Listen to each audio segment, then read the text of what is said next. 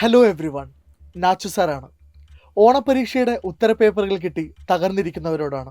പരീക്ഷാ തലേന്ന് അത്രമേൽ കഠിനാധ്വാനം ചെയ്തിട്ടും വിചാരിച്ച മാർക്ക് സ്കോർ ചെയ്യാൻ പറ്റാതെ പോയവരോടാണ്. ഇനി ഞാൻ എത്ര പഠിച്ചാലും എനിക്ക് ഇത്രയൊക്കെ സ്കോർ ചെയ്യാൻ പറ്റൂ എന്ന് സ്വയം ശപിച്ച് ശ്രമങ്ങളൊക്കെ ഉപേക്ഷിക്കാൻ പോകുന്നവരോടാണ്. ഉറപ്പായും നിങ്ങളോട് സഹതപിക്കാനോ ലോജികൾക്ക് വഴങ്ങാത്ത മോട്ടിവേഷൻ പ്രസംഗത്തിനോ ഞാൻ മുതിരില്ല. നേരെ മറിച്ച് ഇനിയും തോറ്റുപോകരുത് എന്ന് നിങ്ങൾ ഓർമ്മിപ്പിക്കാനും ജയിക്കാൻ പഠിക്കുക എന്നുള്ളത് അത്രമേൽ പ്രധാനമാണ് എന്ന് പറയാനുമാണ് ഞാൻ വന്നത്. എന്തുകൊണ്ടായിരിക്കും അത്രമേൽ അധ്വാനിച്ചിട്ടും നമ്മൾ ആ A+ എത്താതെ പോയത്? അത് $1 മില്യൺ ചോദ്യമാണ്. നമ്മളുടെ മിസ്റ്റേക്കുകൾ, നമ്മൾ വരുത്തിയ തെറ്റുകൾ കൃത്യമായി മനസ്സിലാക്കുമ്പോൾ മാത്രമേ വരാനിരിക്കുന്ന പരീക്ഷകളിൽ A+കളെക്കുറിച്ചും അതിലും വലിയ ജീവിത സ്വപ്നങ്ങളെക്കുറിച്ചും ആത്മവിശ്വാസത്തോടെ നമുക്ക് സ്വപ്നം കണ്ടു തുടങ്ങാൻ പറ്റൂ. And I would like to remind you this beautiful thought provoking quote by Albert Einstein.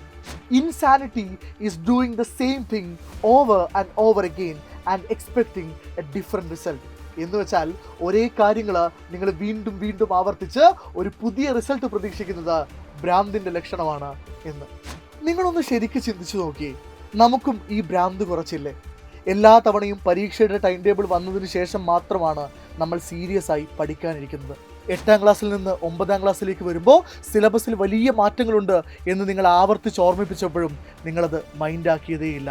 നിങ്ങളിൽ ഭൂരിഭാഗം പേരും പരീക്ഷയുടെ തലേന്ന് മാരത്തൺ കണ്ട് കോൺസെപ്റ്റുകളൊന്നും കൃത്യമാകാതെ ഒരു തവണ പോലും റിവൈസ് ചെയ്യാതെയാണ് പരീക്ഷാ ഹാളിലേക്ക് പോയത്.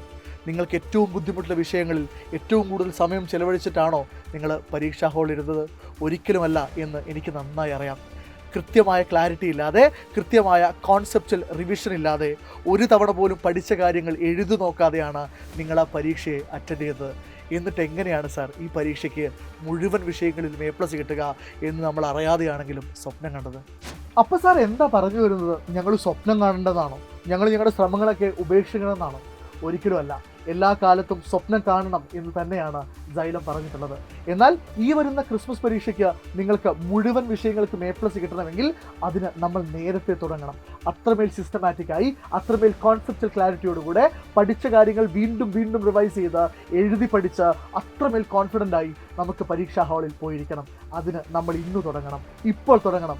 അതിന് നിങ്ങൾ തയ്യാറാണോ എന്നുള്ളത് മാത്രമാണ് ചോദ്യം. കഴിഞ്ഞ കാര്യങ്ങളൊക്കെ നമുക്ക് മറക്കാം. അതിൽ നിന്ന് നിങ്ങൾ പഠിച്ച പാഠങ്ങൾ മാത്രം ഓർത്തു വെക്കുക. ആ തെറ്റുകൾ വീണ്ടും ആവർത്തിക്കാതിരിക്കുക. ഈ യാത്രയിൽ നമ്മൾ ഒരുമിച്ചുണ്ടാവും. ഈ യാത്ര നമ്മൾ ഒരുമിച്ച് തുടങ്ങിയതാണ്.